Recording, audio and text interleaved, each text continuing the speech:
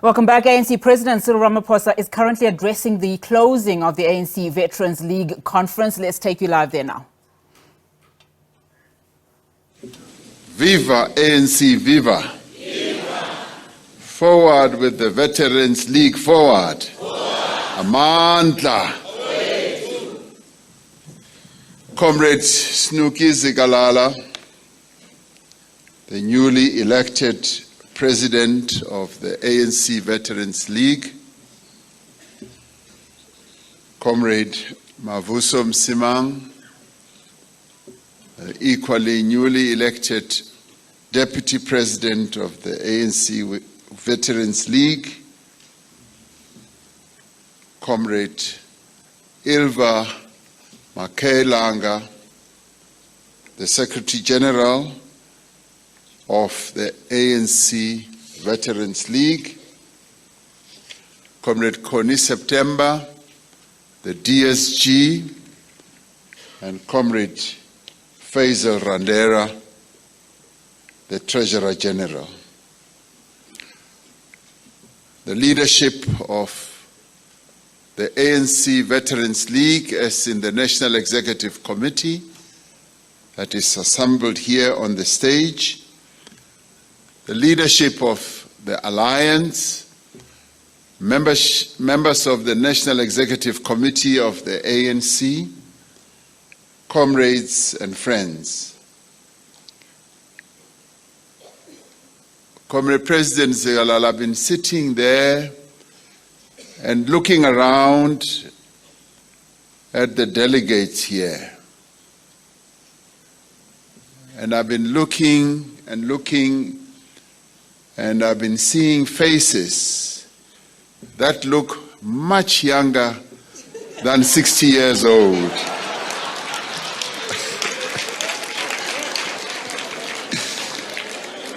And I'm asking myself, where am I? Am I in the Veterans League Conference? Now, I say that as a compliment to all of you. I really am complimenting you because you are all over 60 and you don't look over 60. The women are really, really looking beautiful and outstanding.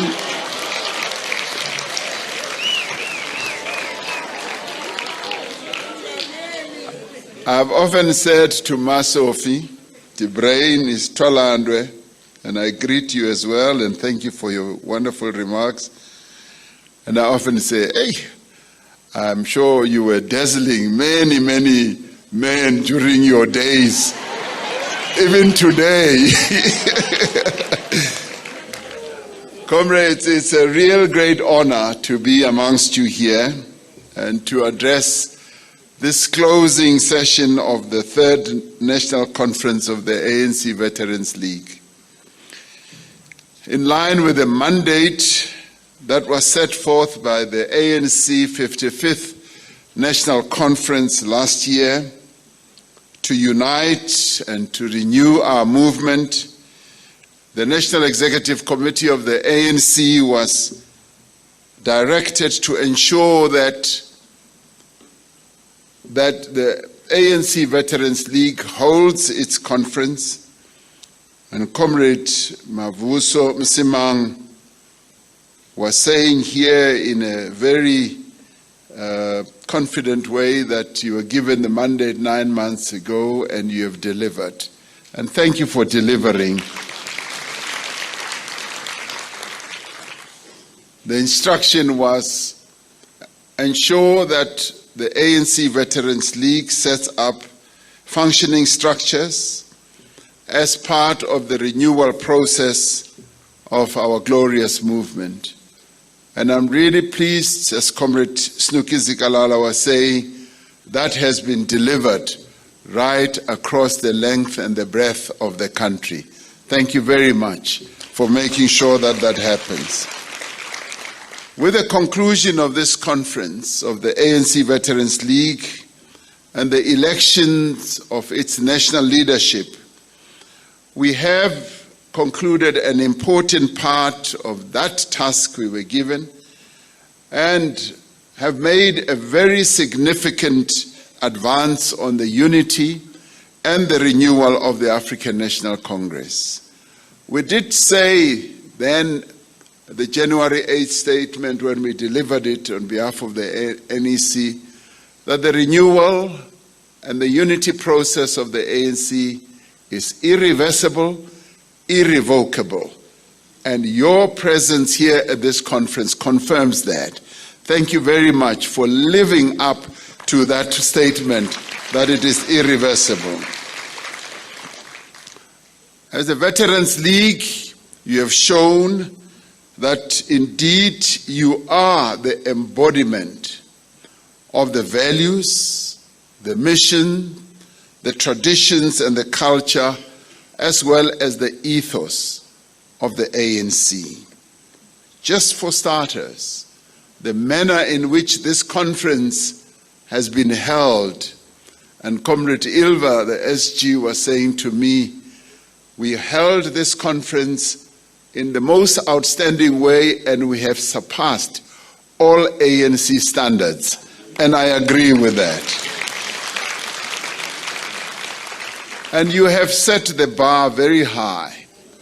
And we will confess that our national conference, there were many hiccups, as many of you know.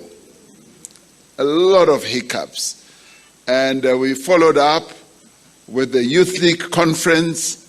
There were hiccups, but a little better.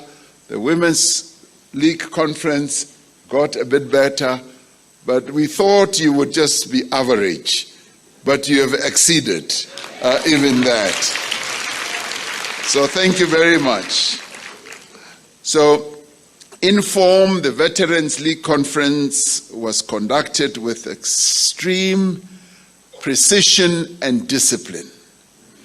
You completed your entire agenda of the conference in the allotted time, from the constitutional amendments to commissions to the elections of the leadership, and also to a most wonderful declaration that has just been read by your president. And the NEC, one would say, was elected in the true spirit of through the eye of the needle, ensuring that the NEC reflects gender, capacity, geographic spread, as well as experience and a really good articulation of the national question. We thank you for that. Now, the consensus manner in which you agreed to this NEC was truly exemplary. In fact, this is what we expect from true veterans of our movement, to place the unity of the ANC and the character of the ANC above individual positions. You were able to live up to that. And I'd like to thank you. You are really a trailblazer for the ANC, and you are giving us really wonderful lessons. Through the deliberations and the decisions of this conference, you, the veterans of our movement, have made a clear, definitive statement of your determination to rebuild, to unite, and to strengthen the African National Congress. Now, the successful holding of this conference and the manner your league deports itself, the manner in which you are disciplined, the manner in which you adhere to the traditions and the culture of the ANC, positions you all and positions the league in a way that has earned you, as the ANC Veterans League, a particular position and right in the life of the ANC. And I want to elaborate on that in a little while. You have a right to do a number of things. And all of you are not Mafigi Zolos, by the way. No, you are not. You must make sure that we acknowledge that and remind us. You have expressed a deep concern that the resolutions of successive ANC conferences on the issue of renewal have not always received serious and urgent attention from the leadership of the movement. That has been your reflection. This is a concern that we as the ANC NEC, we recognize that and we acknowledge it, and that we are working through our own program of action to address. In many, many ways, the issue of the renewal and the unity and the rebuilding of the ANC was brought more to the fore by you as members of the ANC Veterans League, even before this conference. Ahead of this conference and ahead of the 55th conference, you took it upon yourselves to own the whole process of renewal of your movement. The veterans that are represented here have reaffirmed their commitment to the advancement of the NDR and the realization of a free, democratic, and equal South Africa. And this is clearly articulated in the declaration that you have just adopted. This conference, therefore, confirms the role that veterans and stalwarts of our movement continue to play within our movement. Yes, we do look to you as veterans as a vital link to our proud and distinguished history, a history of struggle. In our veterans, which is all of you here, we see embodied the values and the principles that have, since the formation of our movement, defined our movement over many decades. And yet, while our veterans provide what I would call an essential link with our past, you are also rooted in the present moment, and your efforts are also focused on the future.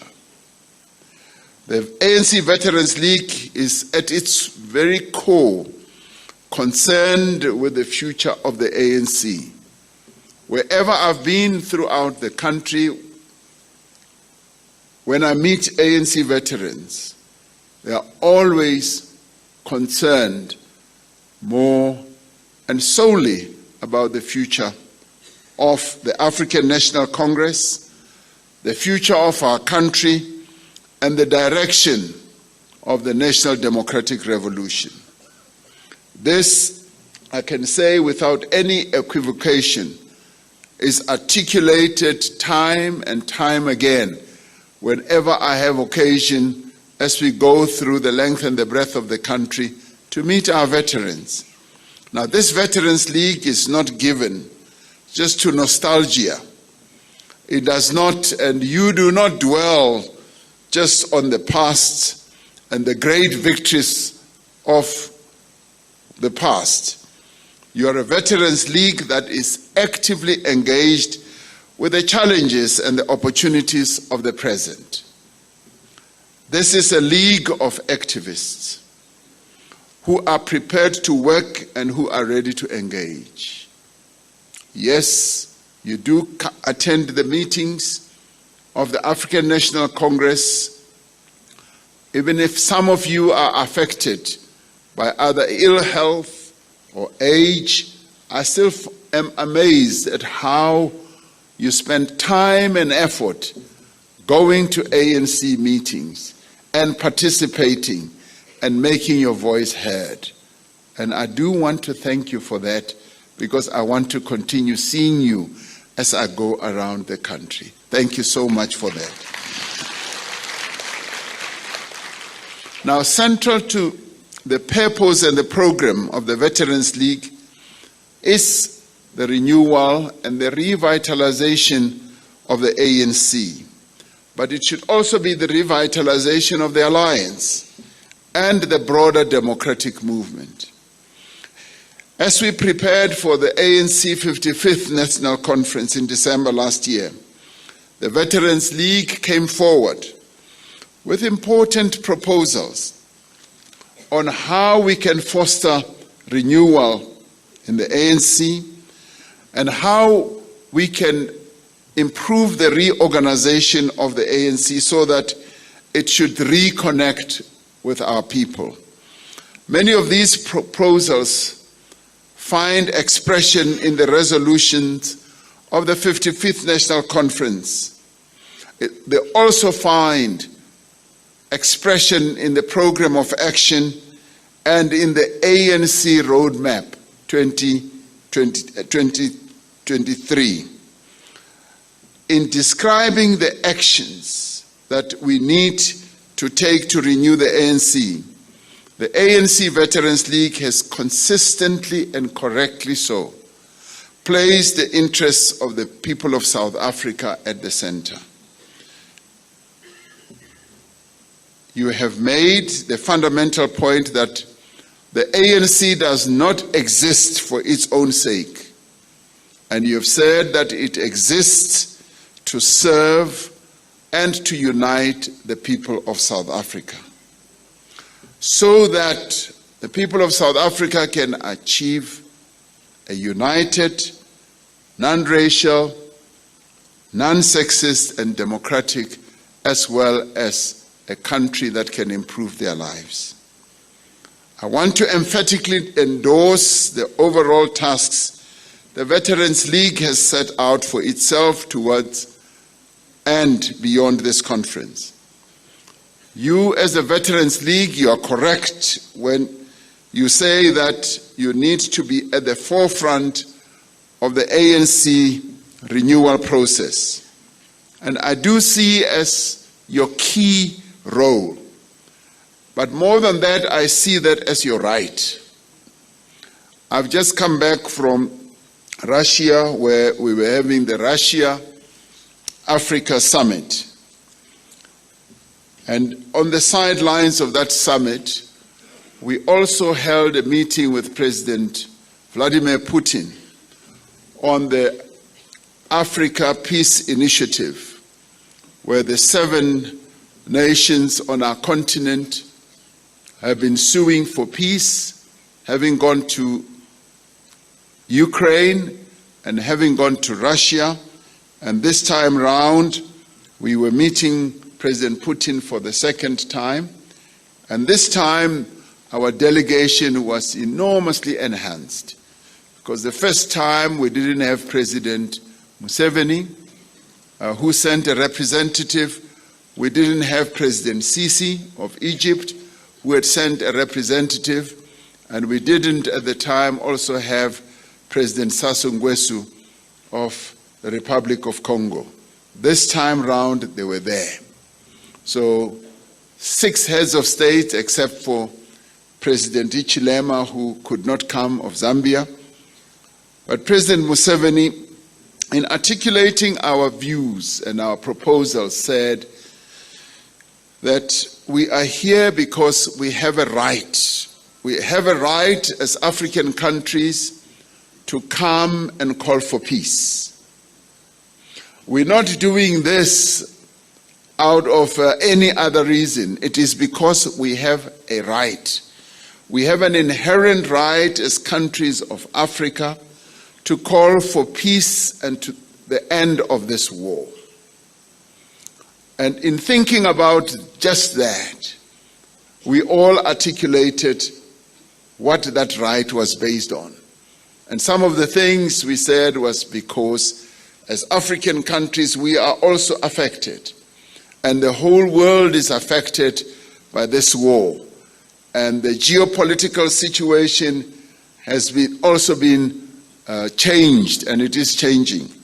So he articulated the concept of the right that we as African countries have. Some people have been dismissive of this initiative, but President Putin said, I truly appreciate your initiative as African countries.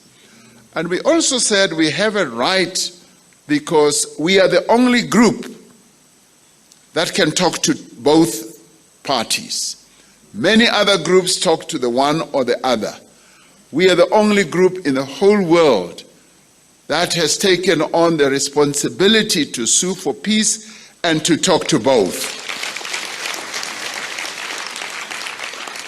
Now, I'm drawing a lesson out of this leaf of having a right by saying, you as the African National Congress Veterans League, you have a right. Do not ever think that by executing your role in the process of the renewal of the ANC and calling for unity, you are doing it from a weak position. You have a right. Ninelungelo. You have the right to talk about renewal. So don't ever think that you are just, sitting on the end of the table. You are right at the center of the table because you are the African National Congress Veterans League. Now, you have a right to call upon our structures to unite, to get rid of factionalism.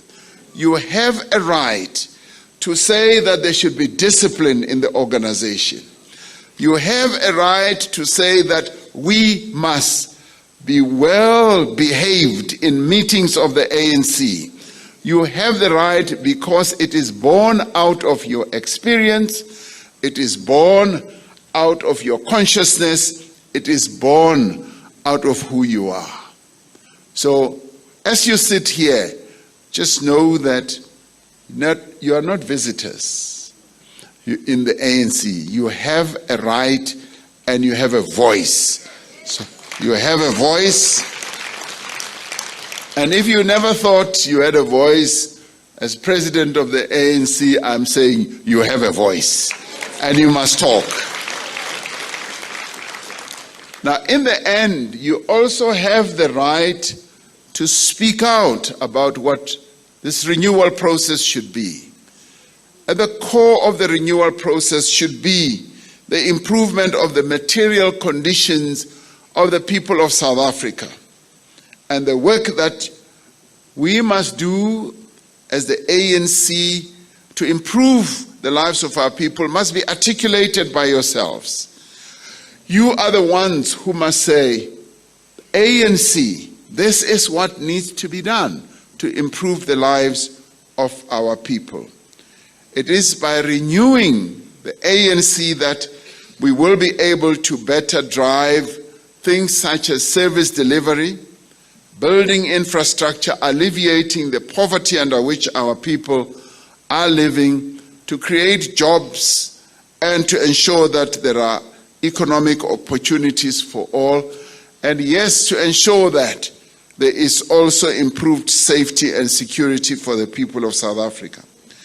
As we do this work of renewing our movement, led by yourselves, you having taken ownership of the renewal process, we must focus our attention on the needs of the people as we become more outward looking in our program. The good thing about your involvement as well is that you are not looking for positions. You are not. You are not involved in a struggle for positions, to be either President of the Republic or Premier or whatever. You are doing it because of your commitment. And that is what you need to remind us about, that you do not have any conflict of interest. Because in our movement these days, it is a fight to the end for positions. Because by getting into those positions, we advance our own, either financial or, standing in society and so forth. You are different. And that is why you have this right. The right to intervene, the right to speak out, and the right to lead the renewal process. Now, we adopted a program of action, and the ANC as a campaigning organization, must ensure that this program of action is rooted amongst the masses of our country, and it must ensure that, yes, it ensures and leads and directs government to improve the lives of our people. The program of action gives effect to the 55th National Conference resolutions and the tasks that were laid out for all of us in the January 8th statement. Now, this program focuses on building the organization, driving its renewal process through our branches and also our members. It is only through political work in communities that we will be able to build a strong organization. It is only through that political work that we'll be able to develop cadres and to restore our own standing in society. And having seen many of you at work in the various branches and areas in our country, I am sure that this conference will only embolden you and give you more strength to do the work that you've been doing.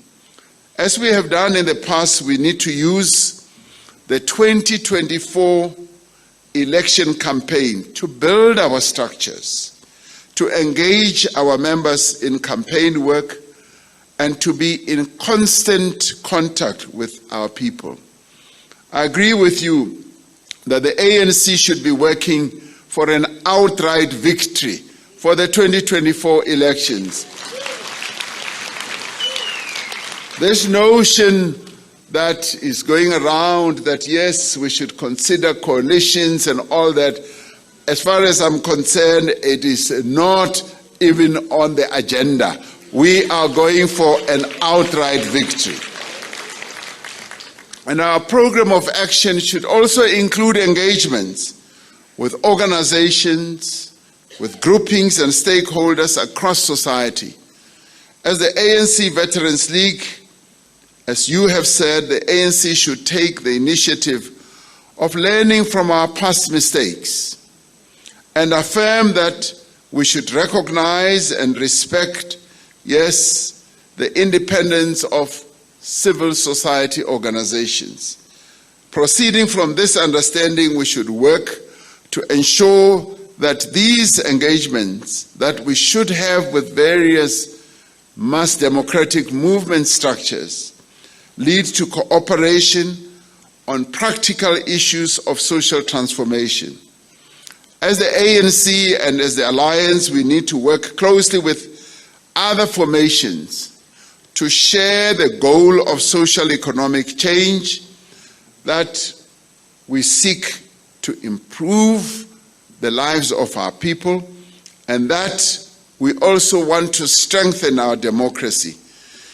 Of course, we will not agree on all matters, nor will we necessarily share the same ideological orientation with many of these structures, but we are united on a common desire to transform our society and to improve the material conditions of our people. And in just a few weeks' time from now, we will celebrate the 40th anniversary of the United Democratic Front. Now, in recalling the seminal moment in our struggle for democracy, we should draw lessons, all of us, from the experience of the UDF as a broad front for liberation. The UDF was able to mobilize a remarkable range of formations from across society to confront the might of the apartheid state and to forge a path towards a united and democratic society. As we reflect on that history, we should avoid the temptation to bemoan by comparison our current organizational state. Instead, what we should do is to use the lessons of the UDF era to revive the activism and the vibrancy of our structures. That's what we should do. Rather than sit back and navel gaze and say, oh, during the UDF, this is what we did, and languish in history. What we should do is to say, what are the lessons we can draw from how we mobilized our people under the banner of the United Democratic Front, and then do it again now. And we should be inspired by the UDF example to empower and enable our cadres and to forge a broad front to drive social and economic transformation. To undertake this work, comrades, we need to fix, yes, the problems in the ANC. Mam Sophie de Bruyn spoke about that. We need to correct our mistakes and address our weaknesses. And weaknesses we have in galore, but we also have solutions in galore that we need to embark upon. We have diagnosed our problems and we know what our ailments are, and we now need to have the courage and the strength to embark on what needs to be done. Over the course of several years, the veterans and stalwarts of our movement have led the call to confront and defeat corruption, to defeat patronage and other tendencies within the ANC. This was also articulated very clearly in your declaration. Yes, our veterans and stalwarts have said that unless we do so, the very survival of our movement is at stake and the progress of the National Democratic Revolution will be under threat. This concern is echoed in a resolution on strategy and tactics that we adopted at the 54th National Conference, where we said, open quotes, it cannot altogether be ruled out that the liberation movement itself can be so corrupted in terms of its objectives, policies, value systems, as well as composition and conduct of leadership, that it becomes a bed of counter-revolution infestation, close quotes. That is why our 55th National Conference strongly reaffirmed our positions on the sustained renewal of the ANC to regain the moral, intellectual, and political high ground as the leader of society. The conference in December last year said, there is no turning back on the fundamental renewal of the ANC, as well as on radical economic transformation of South Africa. Conference delegates share a common commitment to arrest any negative tendencies and decisively correct errors that threaten to overshadow and reverse the gains of our democracy, close quotes. In the end, we will not stop corruption within our ranks unless we deepen the ethical consciousness of our members and leaders. When we joined the ANC, we each of us made a solemn declaration or oath that we were joining the organization without motives of material advantage or personal gain. As veterans, you remember this very, very acutely. Yet there are some amongst us who have clearly forgotten their oath. Those who see the ANC as a path to wealth, to power, to influence or status must know that this is diametrically opposed to the value system of the African National Congress. And we call upon them to change their ways so that the ANC can return, as we are working to return it to its days of glory, If we are to rebuild the ANC as an ethical movement that enjoys the confidence of the people of our country, then we need cadres of integrity, cadres who are totally committed to be servants of our people, as your declaration says. Part of renewing our movement is revitalizing and energizing and establishing credible and legitimate branch structures of the ANC. There has been a tendency in our movement for our structures only to become activized, to be very active during conferences or elections. As we go towards conferences, that's when our branches meet and they become active because there is a chance that they may be elected, and there is a chance they may also become public representatives. Now, comrades, this must come to an end. We must make sure that, yes, indeed, our branches are branches that are alive. They are branches that are well connected and grounded on all facets of life that affect our people. And the branches must really become the touchstones of our organization. We therefore welcome the resolve of all our leagues to also rebuild their structures as part of our drive to renew and to unite our movement. Now, the Veterans League has also set a target for itself to participate actively in local issues, including through participation in ANC branches, community structures, and forms of active citizenry.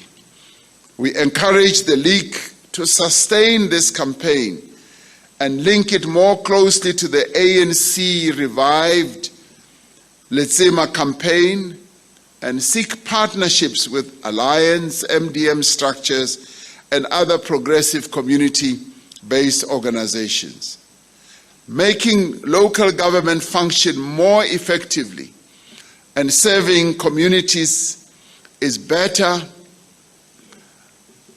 in ensuring that we do become all involved in ensuring that government does meet its obligations. ANC structures must work to make local government effective and efficient. Our conference in December was clear that our members and leaders should undergo political, ideological, and theoretical training. Now, Comrade President Snuki Zikalala was talking about this, that we actually ignored political education in our movement since 1994. This is really a terrible indictment on us as the African National Congress, particularly so because we've got veterans of our movement who could have led and participated in political education. All of you would become really outstanding, and as I call upon you to do so, educators, and making sure that the political, ideological training in our movement is enhanced. Now, the OR Tambo School of Leadership has demonstrated that our members have a great appetite and hunger for training. The participation of young people in this training is clearly an indication of the great potential that there is to build a new cadre. We've been talking for years about building a new cadre, and our statements have really not been supported by what we need to do to build this new cadre, because the political education process has really been absent and weakened over all these years. Comrade David Makura has really started to reinvigorate political education in our movement, and we must wish him well and strength, and cooperate with him, particularly yourselves as the veterans of our movement. As he goes throughout the country to our branches, let's give Comrade David Makura maximum support in ensuring that this happens. Because political education, comrades, is the pillar of our organizational renewal, in which the veterans have an important role to play. So, Comrade Snooki, if I ever were to set up what your tasks are, it's renewal. But one of the key ones is on political education. And it needs to be structured so well that it is spread throughout the country. Because you have the experience, you have the knowledge, you've got the political consciousness, as well as the ideological clarity that is needed to train and to mentor new generations of activists. And you must infuse in your own thinking that you must bequeath this organization to the next generation. The next generation must be well armed and equipped with the knowledge base, the political consciousness, and the ideological clarity that you have to pass on to the next generation. That is your principal task. Alongside the work we must undertake to renew and rebuild the ANC, we must decisively also address what are perhaps the most challenging social and economic circumstances since the advent of our democracy. We are still grappling with the effects of COVID-19, which caused the loss of more than 6 million lives globally and 100,000 in our own country. The pandemic triggered one of the worst job crises since the Great Depression. And here in our own country, as you well know, we lost 2 million jobs. And we lost those 2 million jobs within a period of just a year. The 2 million jobs that we had been building up for years and years were wiped out just within a few months. International instability, the turmoil in the global economy, and the effects of the Russia-Ukraine conflict is also fueling a number of other challenges that have to do with food prices, increasing in the cost of living.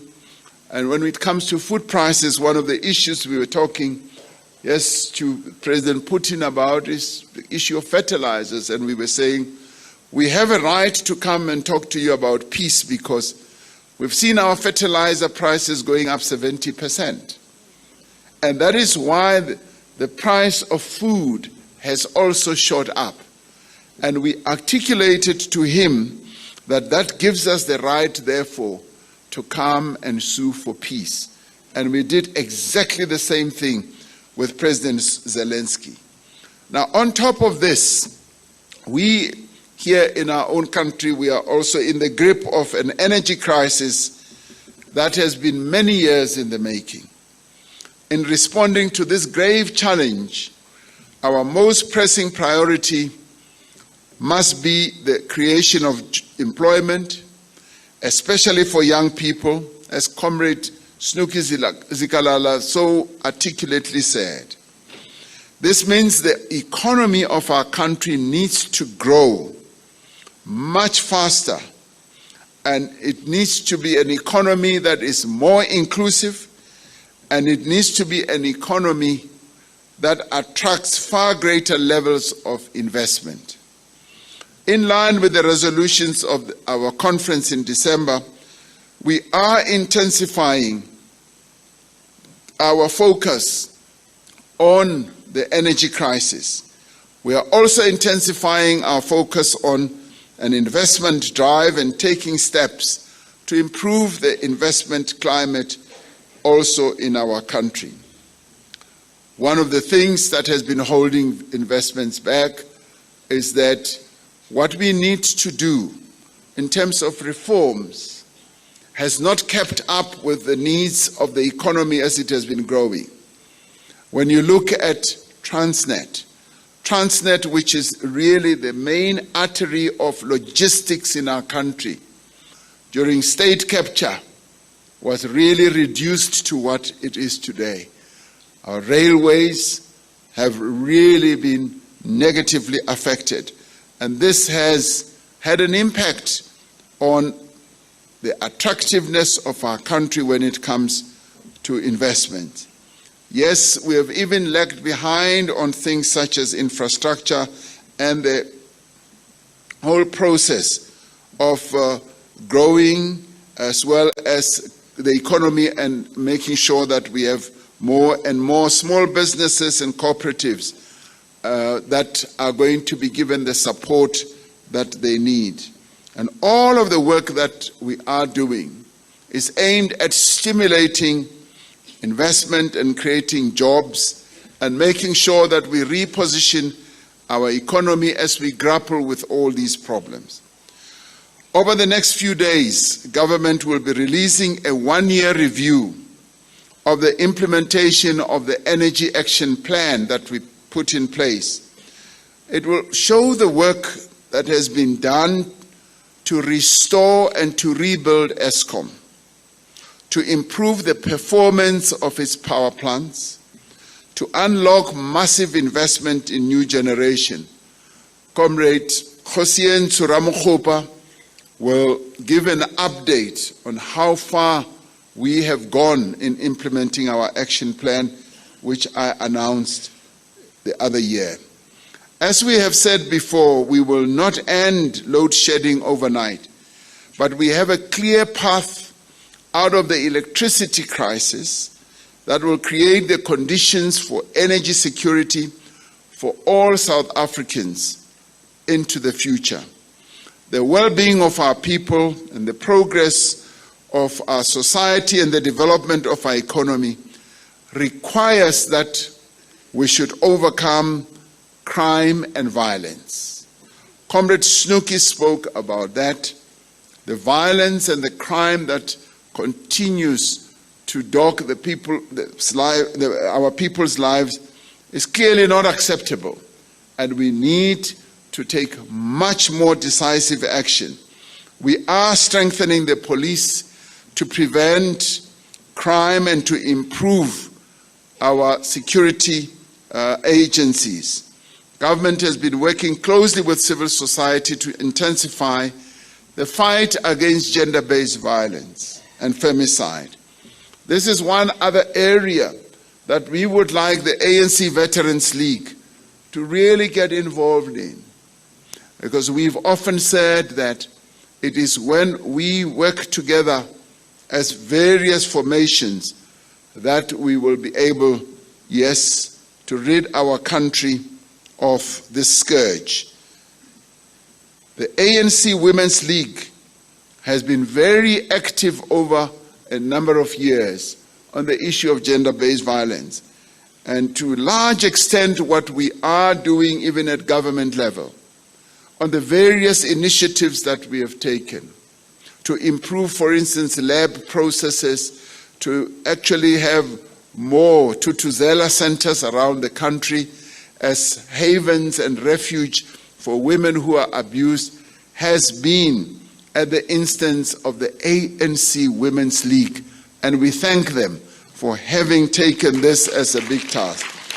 The ANC Veterans League can play a supportive role, because ultimately we will only end gender-based violence if all of society is mobilized in a concerted and consistent campaign to change behavior, particularly the behavior of men, and transform gender relations.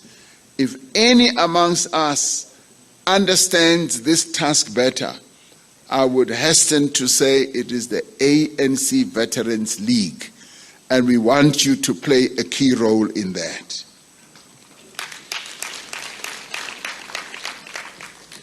And as directed by the 55th conference, we are also addressing this other scourge the fight against corruption in our country with a view of dismantling and getting rid of corrupt state capture networks, particularly in state-owned enterprises and law enforcement agencies and other entities. That work is ongoing because there is almost no part in our society that is not affected by corruption. And this is the work that we must do, and progress is being made because people are being prosecuted, people are being arrested, and funds are being recovered. We have often said that our progress as a nation cannot be separated from the progress that we have to make on the African continent as a whole, and fostering peace in the world as well. To drive the growth and diversification and development of African economies, the ANC is working with our counterparts elsewhere to strengthen the African Union and ensure that the Africa Continental Free Trade Area is effectively implemented. And this has been one of the fundamental changes that the continent of Africa can look forward to. And we've now started to implement it so that the continent trades with itself, so that the continent makes its own products. And when we were at the Russia-Africa Summit in St. Petersburg just now, all of us collectively said that we now must decisively say that we are no longer going to be willing to export ore, rocks, sand, and dust. We want to export finished products from our continent. Now, when we initially said we want beneficiation of our minerals, many people thought we were mad or crazy.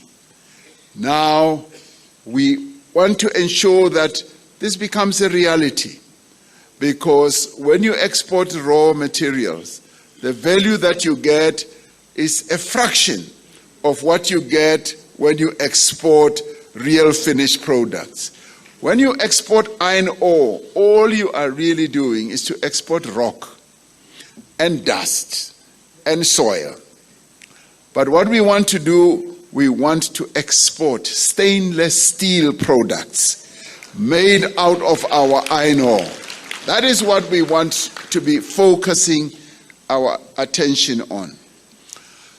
Now, this is becoming a new slogan on our continent, and we want to drive it and drive it. And we also want to be able to say we should set up a minerals commission on the African continent. The AU has already taken a decision that there should be a structure that looks at our minerals endowment, and we should be able to come up with clear policies on how, as the African continent, we are going to deal with this wealth that we've been given as an endowment as the continent. One of the things that's happening now is that many countries outside of our continent are counting their wealth. They count their assets based on the mineral wealth that they have captured on our continent, as they used to do in the past. And I've been reading a wonderful history book. In the past, you know, the slave trading and owning countries used to count their own assets as the slaves from our continent. They used to say, I have so many slaves and these are my assets. Now, we want to be rid of that.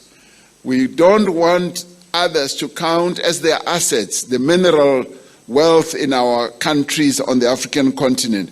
That mineral wealth belongs to Africans. It belongs to the people of this continent, and we must be the ones who exploit it and finish it off and then export the best products that are made of our mineral products. This is the new wave on our continent now. Now, when it comes to our continent, our objective has always been to ensure that there's a better Africa, there's a peaceful Africa, and that we silence the guns that are raging on our continent. Now, we are often encountered by challenges and difficulties, like right now, there's a coup in Niger, which we have clearly said we are opposed to, and we have called on those soldiers who have appropriated power in Niger to return to barracks and hand over power to the duly elected leaders of that country. Because coups should never be acceptable on our continent. They take us back.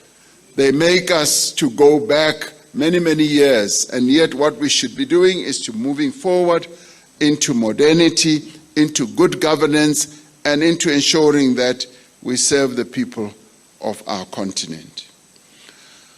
Our foreign policy stance has also been informed by the understanding that multilateralism and respect for international law are key to global and economic stability. We continue to work for the fundamental reform of the various multinational institutions to more effectively respond to the needs of the global South. There have been concerted efforts, as you well know, to draw South Africa into broader geopolitical contests. Yet we have consistently maintained our non-aligned stance, our respect for UN Charter, as well as our respect and support for the peaceful resolution of conflicts through dialogue. And that is the message that we have also carried to almost 3,400 kilometers away from our continent as the 7 nations who've been involved in the peace process. Now, our non-aligned position exists along our active support for the struggles of the oppressed and the marginalized in different parts of the world. Just as we benefited from international solidarity, the ANC continues to pledge solidarity with the oppressed people of Palestine, Western Sahara, in their respective struggles for freedom, for justice, and democracy. And we will never stop. These are among the priorities and tasks that were also identified in our January 8th statement.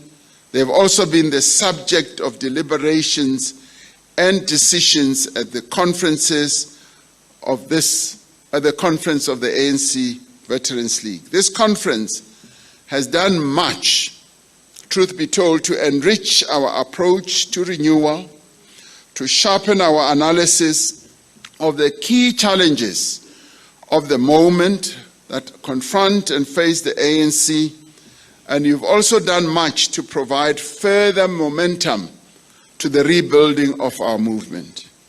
So we are grateful that you have held this wonderfully successful conference. Now, I want to congratulate the SGO of the ANC and members of the National Executive Committee of the ANC who've worked with your task team to make sure that this conference does become the success that it has been. I also want to commend all of you as members of the ANC Veterans League on being here at this conference. And I know many of you have traveled far and afield, those from our coastal regions and those from the northern part of the country, the east and the west. We thank you for traveling so far to come to Gauteng for this conference. You have really emboldened the African National Congress immensely. You may not imagine what your conference means to the ANC. You've given us a good shot in the arm, a really good injection, maybe in the bum even, as the ANC. Now, as the ANC National Executive Committee, we look forward to working with the Veterans League. We've always had Comrade Snooky representing the ANC Veterans League on the NWC and the NEC. Now he will be walking into that structure together with Comrade Ilva with much greater confidence, knowing that he's got the full support of this conference.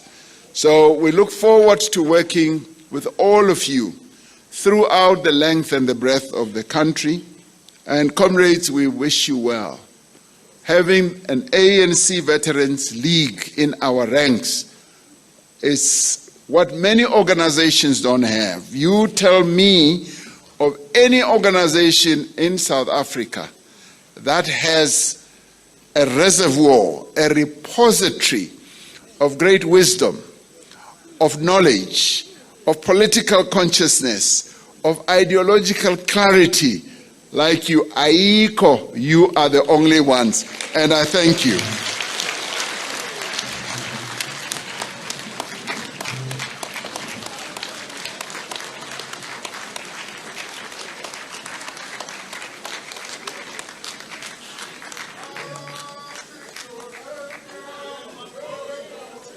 Well, there you have it. Party President Cyril Ramaphosa giving closing remarks there at the last day of the party's Veterans League Conference in Boksburg. Ramaphosa saying a lot there, congratulating the new leadership, and says that the League has a pivotal role to play in the ANC's renewal and unity policies. Very interestingly, Ramaphosa touched on his recent trip on the Russia-Africa Summit, saying that African leaders have an inherent right to call for peace and end the war. Ramaphosa says that African leaders are the only group that can essentially, talk to both Russia and Ukraine about these matters. The only group in the world, in fact. He also addressed criticism, of course, about Africa's proximity to Russia.